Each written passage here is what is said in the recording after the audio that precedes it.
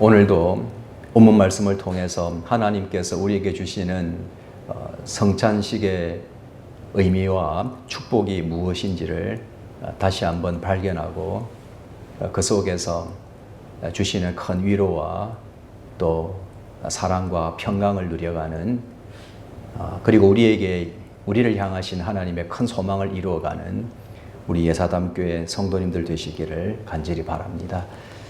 본문 말씀을 보면은 우리 주 예수 그리스도께서 유월절 식사가 거의 끝날 무렵에 새로운 성례를 제정하셨다라는 것을 성경은 우리에게 말씀합니다. 사복음서에서 다 다루고 있지만 특별히 마가복음은 굉장히 짧게 간략하게 요약해서 우리에게 말씀하고 있고, 오늘 본문 말씀 마태복음을 보면은 제자들에게 떡을 떼어 주시면서 먹으라 그렇게 말씀하셨는데, 이 말씀 속에 어떤 느낌은 굉장히 간곡한 권고를 포함하고 있습니다. 사랑하는 자에게 제발 좀 먹으렴, 우리가 이렇게 권유하지 않습니까? 하나님의 그 큰 사랑으로 제자들에게 주시는 그 마음이 담겨 있는 그런 우리가 느낌 속에서 이 말씀을 읽어야 감동이 됩니다. 이뿐만 아니라 또 잔을 주시면서 마시라 이렇게 말씀을 하셨는데, 이 말씀은 상당히 예수님께서 제자들에게 개인적인 명령조의 말씀이다라고 볼 수 있습니다. 앞에서는 상당히 간곡한 사랑의 권고였다면은 마시라 이 말씀은 제자들에게 꼭 해야만 한다. 너희들 이건 꼭 마셔야만 한다. 그러니 마시거라. 이렇게 명령하셨던 말씀입니다. 마가복음과 마태복음 사이에 조금 확대된 내용은 뭐냐 하면은, 이것은 죄 사함을 얻게 하려고 라는 이 말씀이 오늘 마태복음에는 더 추가되어 있다라는 것을 우리는 발견합니다. 많은 사람을 위하여 흘리는 바 나의 피 곧 언약의 피라고 오늘 본문은 우리에게 말씀합니다.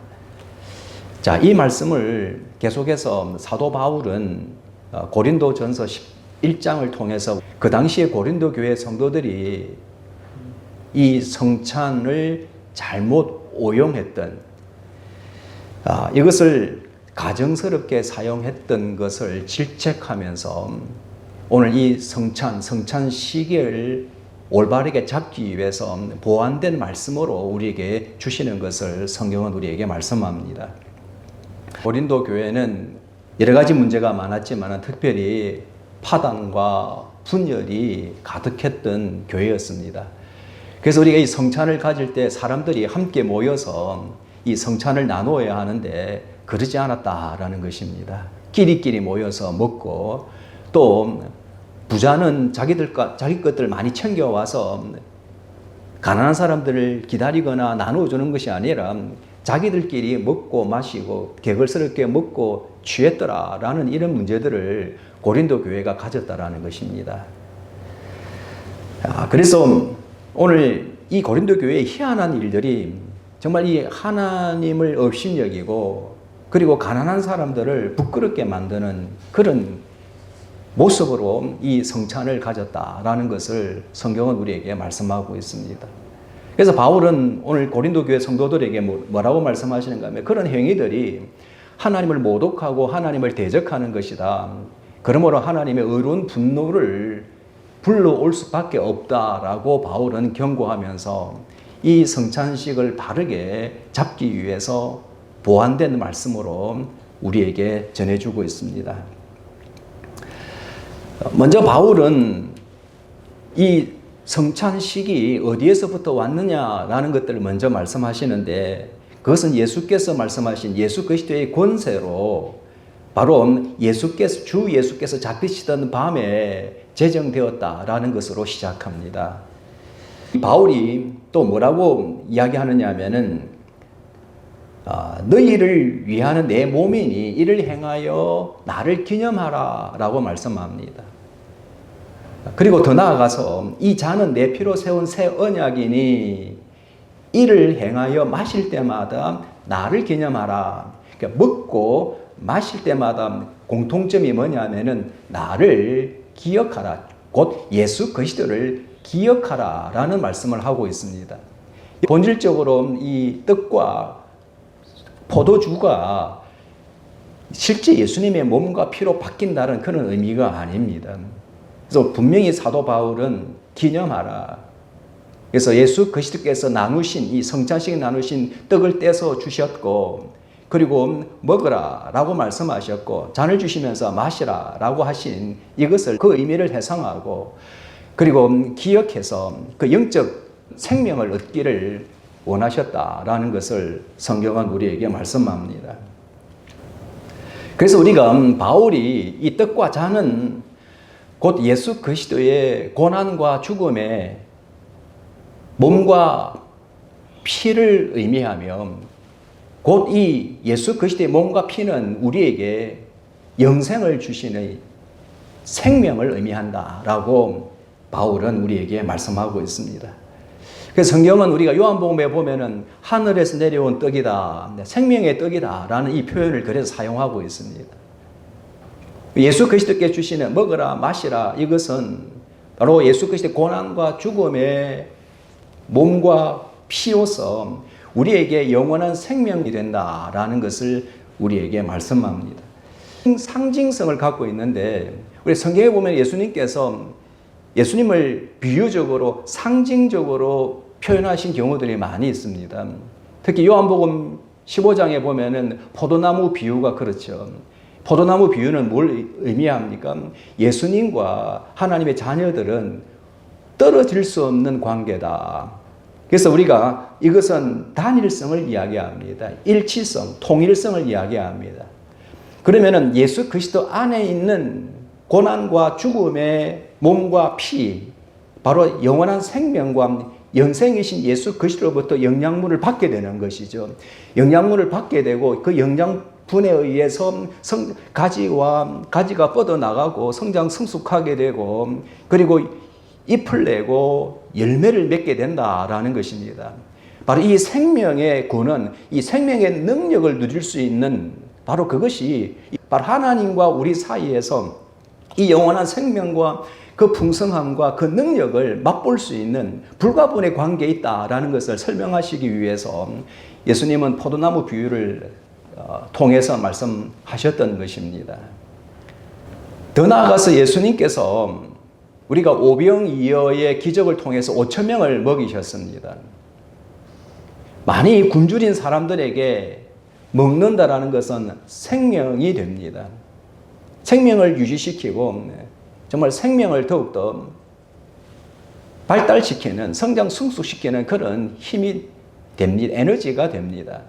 이것뿐만 아니라 예수님께서 떡 7개와 물고기 2마리를 가지고 4천 명을 먹이신 적도 있습니다. 역시 마찬가지로 이 가난하고 배고픈 자들에게 예수 그리스도께서 어떤 분인가라는 것을 보여주시기 위해서 기적을 행사하셨고 그들에게 먹이셨습니다. 오늘 이런 사건들뿐만 아니라 우리가 예수님께서 가버나움에서 설교하신 내용을 보면은 예수님께서는 지상의 음식, 바로 이것은 멸망을 가져올 수밖에 없는 음식이라는 것입니다. 그래서 이 지상 음식, 멸망의 음식으로부터 어디로? 하늘과 그리고 영원한 생명의 음식으로 전환시키고 계신다라는 것을 우리는 가버나움 설교를 통해서 우리는 발견하게 됩니다. 예수 그리스도께서 오병이어와 떡 7개와 작은 생선 2마리를 가지고 사람들을 먹이신 그 사건과 또 가버나움에서 설교하셔서 땅과 멸망의 음식에서 하늘과 생명의 음식으로 전환시키시면서 바로 예수 그리스도께서는 영원한 생명과 부활과 영생의 하나님이 되신다라는 것을 이 성찬식과 연결 지으신다라는 것을 우리는 성경을 통해서 발견하게 됩니다.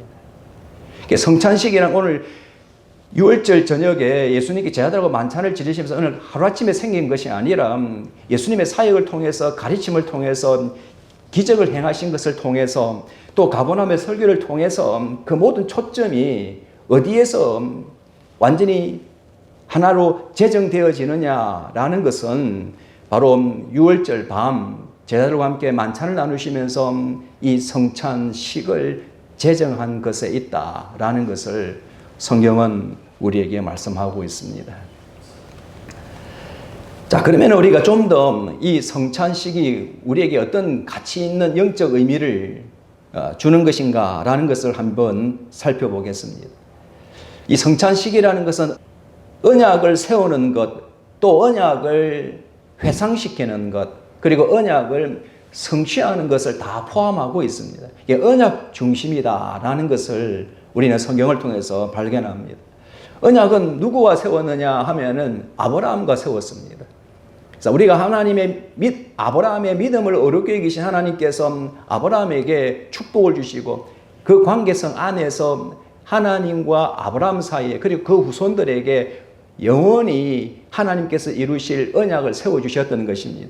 그래서 성경은 대대 후손 사이에 세우는 언약이다라고 성경은 우리에게 말씀합니다. 아브라함으로 그치는 것이 아니라 아브라함의 믿음을 본받는 사람, 아브라함의 믿음을 따르는 사람, 아브라함처럼 하나님을 믿음으로 믿고 살아가는 모든 사람들에게 주실 언약이다라는 것을 성경은 우리에게 말씀하셨습니다. 그러므로 오늘 이 언약은 예수 그리스도 안에 믿음으로 살아가는 우리 모두에게 21세기 모든 자들에게도 주시는 언약이 된다라는 것을 성경은 말씀하고 있습니다. 자, 근데 이 언약이 성립되기 위해서는 전제 조건이 있다라는 것을 성경은 말씀합니다.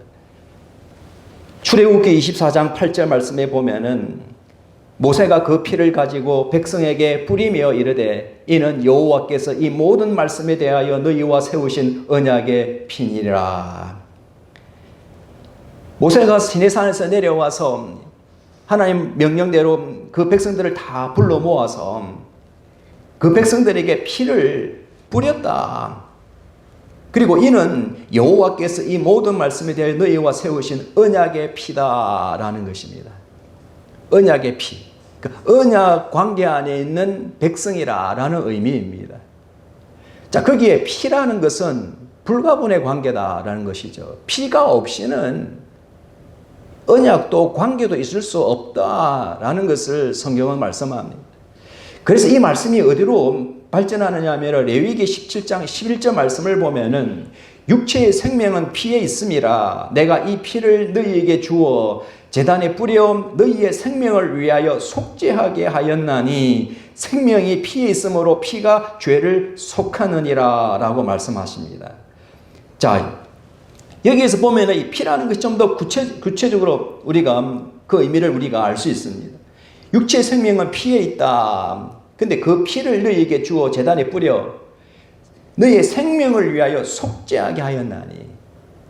결국에는 그 피를 뿌리는 이유는 생명을 의미하는 그것으로 죄와 허물로 죽을 수밖에 없는 우리를 속죄하기 위한 것이다. 생명이 피에 있으므로 피가 죄를 속하느니라. 그래서 우리가 이 언약의 백성이 되기 위해서는 우선적으로 우리가 꼭 필수적인 요소는 뭐냐면은 우리의 허물과 죄를 속죄를 받아야 한다라는 것이 이 필연성을 성경은 우리에게 말씀합니다. 우리가 모든 인류가 이 모든 허물과 죄에서 속죄를 받을 수 있는 유일한 길은 피밖에 없다라는 것입니다. 이 피를 통해서만 하나님과 우리 사이에 언약 관계가 형성되어진다라는 것이죠. 그래서 우리가 성경을 쭉 보면은 이 피라는 언약의 피, 바로 생명을 위하여 우리를 속죄하는 것이라는 이 개념을 포함하고는 얘는 우리가 성경에도 쉽게 발견할 수가 있습니다. 구약에서 보면은 아담과 하와가 죄를 지었을 때 하나님께서 그들에게 가죽 옷을 지어 입히셨다라고 말씀하고 있는데 그 가죽 옷으로 그들의 몸을 벗은 부끄러워하는 몸을 가려주신 그것은 바로 짐승의 희생이 없이는 있을 수 없었던 일이지 않습니까? 그 그 후에 대홍수 이후에도 노아는 하나님 앞에 번제로 제사를 드렸다라고 성경은 말씀하고 있는데, 그래서 하나님께서 노아에게 약속한 것은 다시는 이 땅을 저주하니 아니하고 이 모든 생물을 멸망시키지 않을 것이다 라고 성경은 우리에게 말씀하고 있지 않습니까? 노아의 번제, 바로 이것은 속죄를 위해서 피를 흘릴 수밖에 없었다라는 것을 우리에게 말씀하고 있습니다. 그리고 하나님께서 노아에게 뭐라고 축복하십니까? 생육하고 번성하고 땅에 충만하라 라고 말씀하셨습니다. 바로 이것은 속죄와 언약 관계와 축복이 함께 병행된다라는 것을, 연결된다라는 것을 성경은 우리에게 말씀합니다. 아브라함의 경우에도 하나님께서 아브라함에게 가나안과 자손의 축복을 주시겠다, 하늘의 별과 같이 바다의 모래와 같이 주시겠다라는 이 약속을 하셨는데, 아브라함이 믿음 가운데 있을 때 주님 저는 확실히 믿는데 이 믿음의 확신에 증거를 주십시오라고 아브라함이 하나님께 간구하지 않습니까? 그때 하나님께서 아브라함이 준비한 쪼갠 고깃 사이에 횃불이 곧 하나님께서 그 가운데를 지나가심으로 그 증거를 주신 것을 성경은 우리에게 말씀하고 있습니다. 하나님의 약속과 그리고 믿음 가운데에 그 언약이 실제로 유효하냐, 실행되느냐라는 것은 바로 피의 제사, 이 피의 제사 없이는 불가능하다라는 것을 성경은 우리에게 말씀합니다. 이스라엘 백성들이 출애굽할 때에도 어린 양을 잡아서 문 설주와 임방에 바르지 않습니까? 하나님께서 애굽에 처음 난 모든 것들, 그리고 애굽 신들을 멸망하시기를 작정하셨습니다.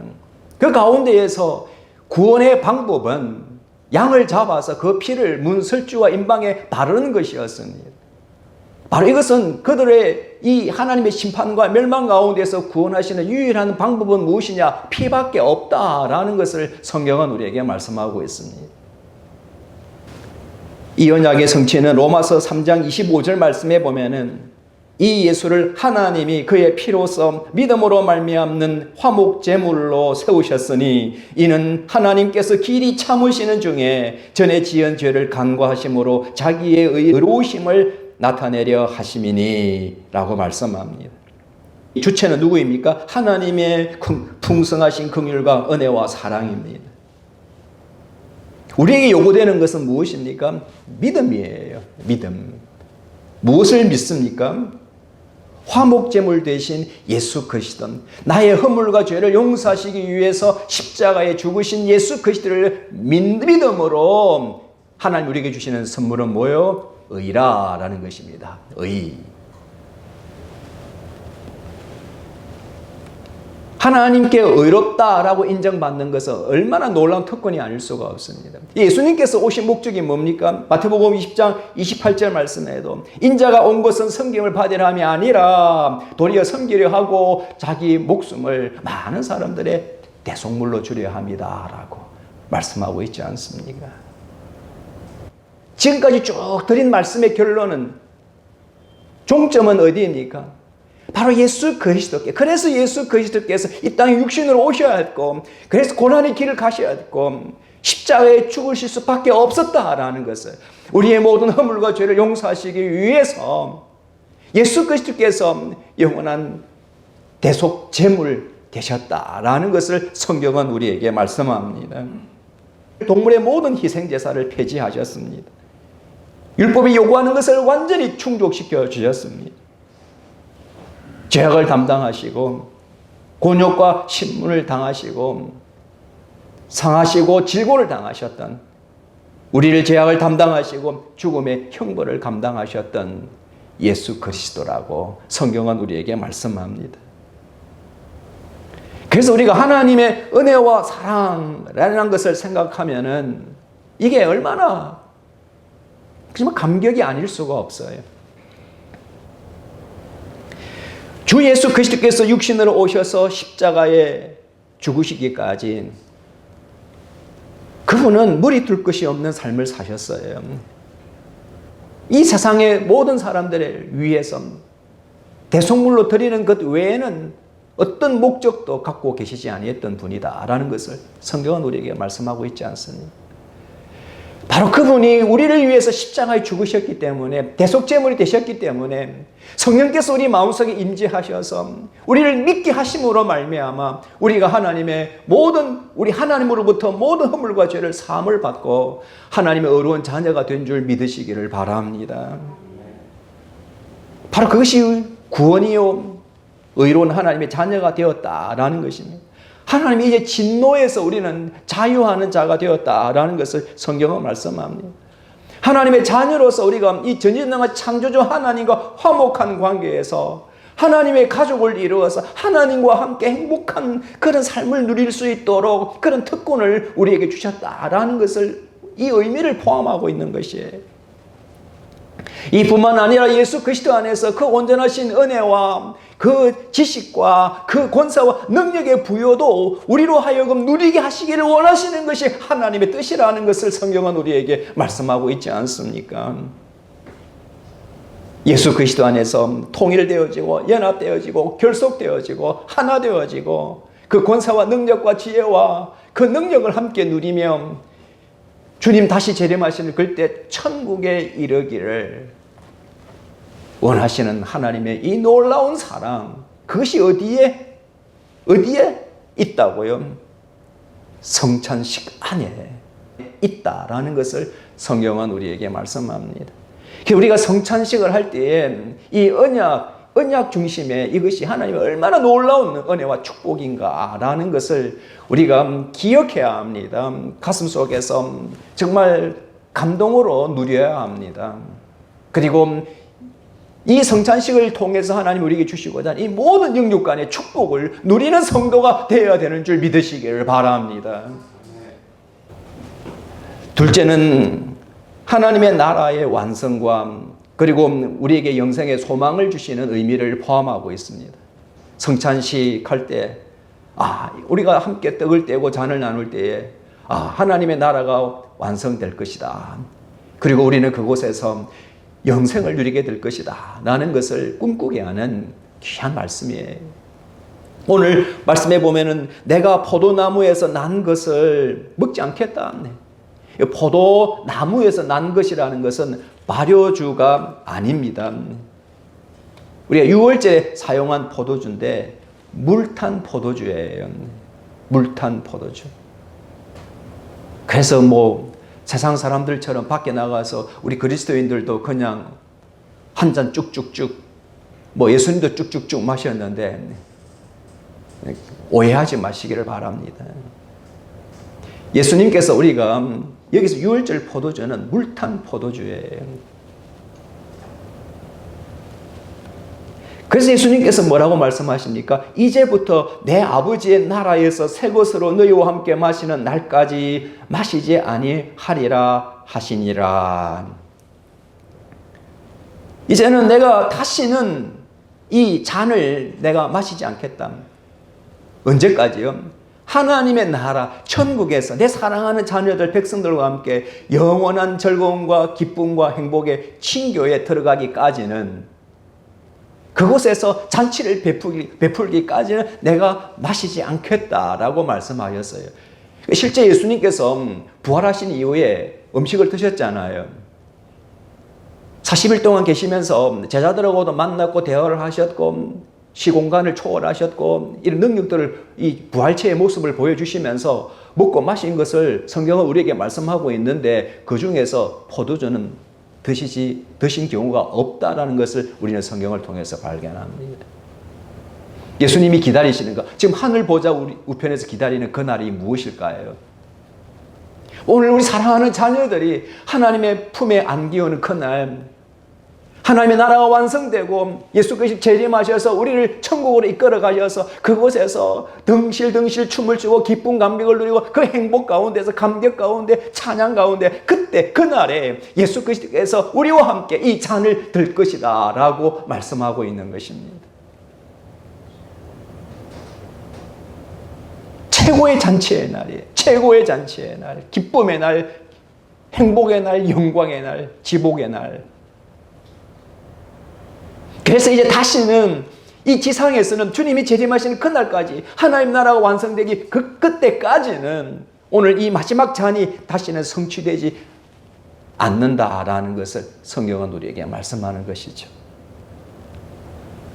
오늘 사랑하는 여러분, 오늘 우리의 이 성찬식을 하면서 우리 주님이 간절한 소망이 무엇인가라는 것을 우리에게 깨닫게 해주시는 것입니다. 하나님의 나라, 천국을 소망하게 하시는 거예요. 예수님께서 그날에 우리를 끌어올려 주시기를 그 안에서 우리와 함께 이 지복의 천국, 이 잔치의 행복 속에서 이 잔을 함께 나누기를 학수고대하면서 기다리시는 하나님, 그것이 바로 우리의 소망이 되기를, 소망을 삼고 나아가는, 이 믿음 가운데 나아가는 우리 성도님들 되시기를 바랍니다.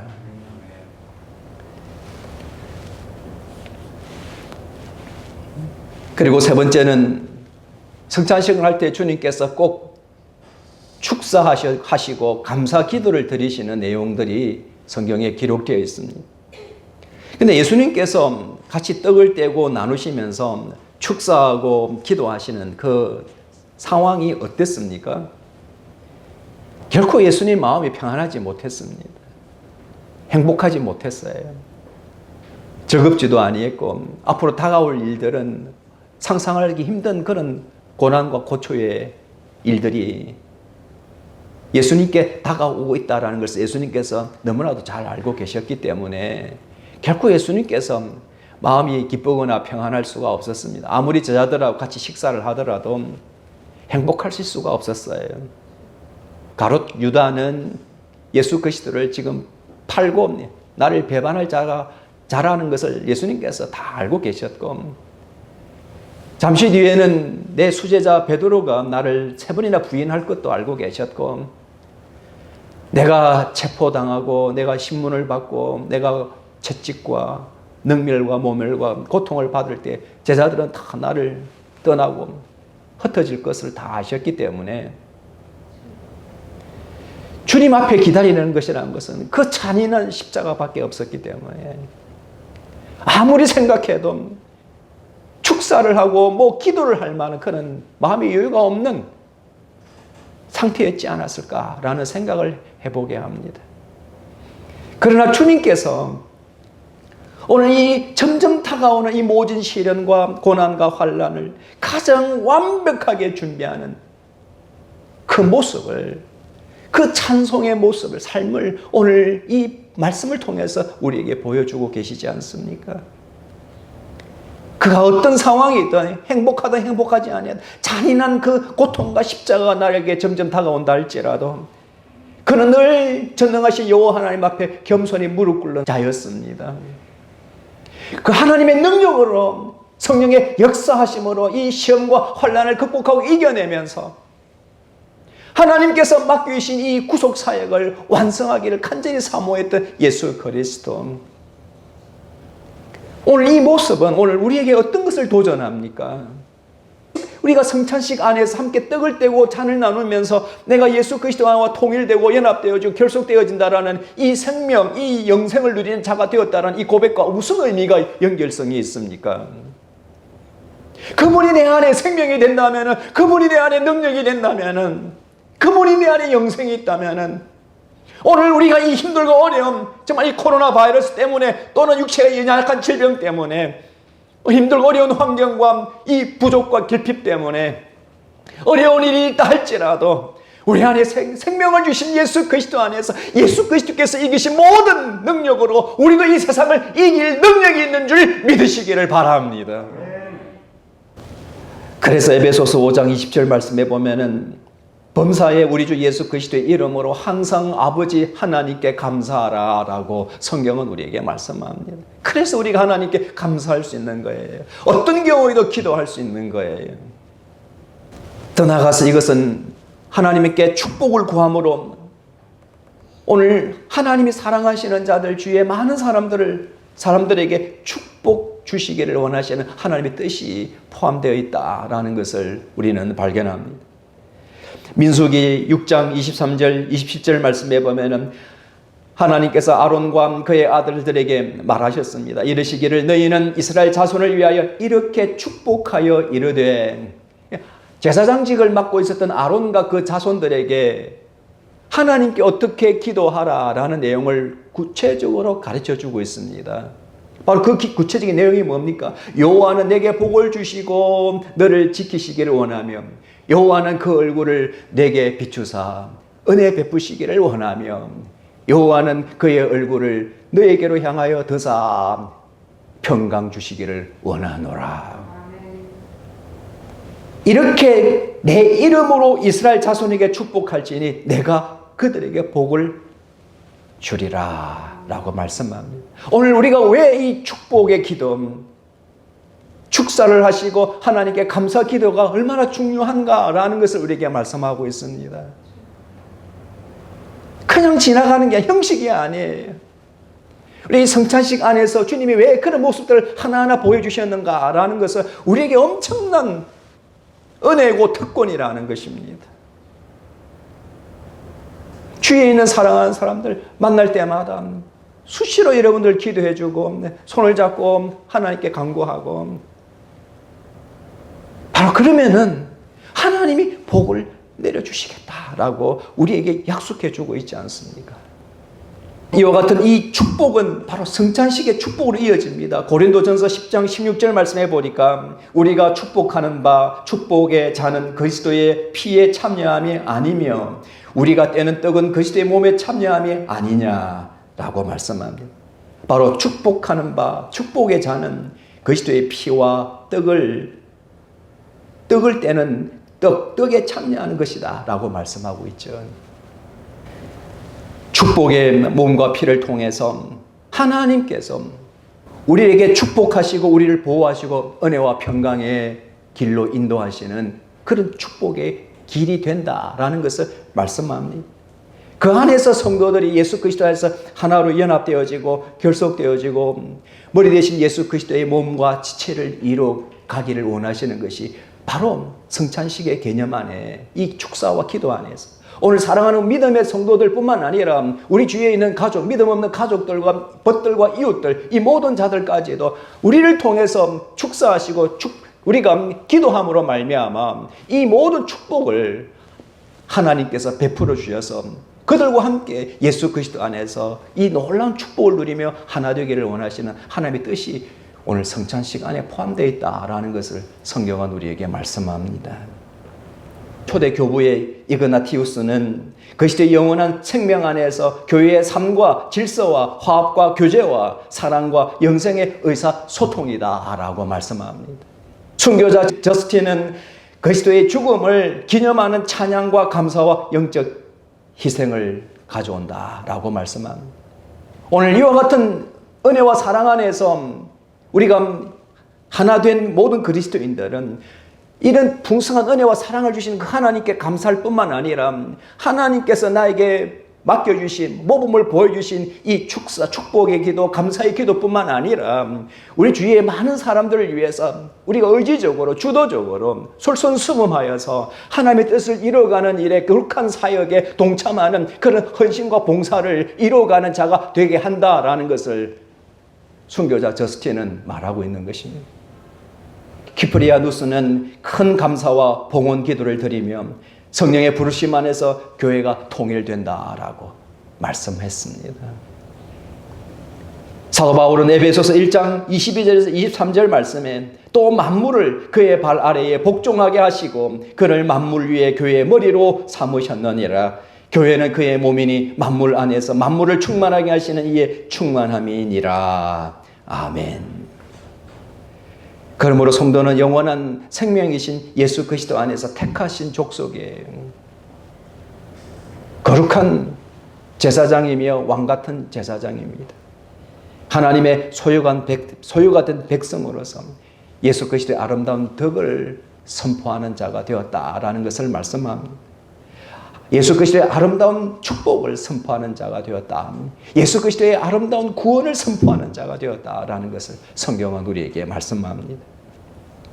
그렇기 때문에 성찬식은 모든 축복의 근원이다라고 말씀드릴 수 있습니다. 내가 성찬식에 참여한다는 것은 이 모든 축복을 내가 축복 안으로 들어가는 예식이다라는 것을 성경은 우리에게 말씀합니다. 성찬식은 먼저 예수 그리스도께서 우리를 위해서 먼저 행해 주신 것이 무엇인가라는 것을 기념하고 기억하는 시간입니다. 그 창조주 하나님께서 인간의 모습으로 이 땅에 모든 하늘 보좌 영광을 다 내려놓으시고 성육신 하신 것, 이 땅에 오시자마자 애굽으로 피난 가신 것, 오셔서 마귀에게 시험을 당하셨고 그리고 고난 고초 당하셨던, 정말 주위에 있는 수많은 누구든지 따르는 자들에게 천국의 복음을 증거해 주셨고 그들에게 필요를 공급해 주셨던 예수 그리스도, 그 모든 자들에게 그들의 허물과 죄를 용서하시는 대속제물 되시기 위해서 자처하여서 고난의 길, 죽음의 길, 십자가의 길을 걸어가셨던 예수 그리스도, 제자들의 발을 씻겨주셨고 새 계명을 우리에게 주셨고 구원을 완성하신 주 예수 그리스도를 기억하는 시간입니다. 그리고 앞으로 우리를 위해서 무엇을 행해 주실 것인가 라는 것을 또한 소망하는 시간이에요. 임마누엘 되신 예수 그리스도께서 약속대로 성령을 보내주셨고 지금까지 함께 하신 하나님께서 이후에라도 함께 하실 하나님께서 우리에게 은혜와 평강을 주시고 영육 간의 부요와 놀라운 축복을 주시며 예수 그리스도 안에서 그 생명과 능력과 지혜와 지식과 영광으로 주위에 있는 수많은 사람들, 그들에게도 하나님 그 긍휼과 사랑을 증거하는 정인된 삶을 살아가게 하실 뿐만 아니라 주님 다시 오시는 그날에 우리를 재림하시는 그날에 우리를 영생과 영광으로 인도하시는 주 예수 그리스도를 기념하고 기억하고 소망을 갖는 시간입니다. 사랑하는 여러분, 오늘 이 말씀이 여러분들 마음속에 신비에 새겨져서 굳건한 믿음이 되어지고 구원의 확신이 되어지기를 바랍니다. 이것이 여러분들 마음에 지배하는 하나님의 놀라운 은혜와 평강이 되기를 바랍니다. 이 뜻과 잔이라는 단어 뜻을 다 포함하고 있는 헬라어는 코이노니아라는 것은 바로 뜻과 잔을 포함하고 있는 성도의 교제와 그리고 연합과 그리고 그 일치와 단결성 안에서 서로 격려하고 위로하고 붙들어주고 기도하면서 예수 그리스도의 정인으로서 이 세상에 나아가서 승리와 영광의 하나님의 자녀가 되기를 원하시는 것이 하나님의 뜻인 줄 믿으시기를 바랍니다.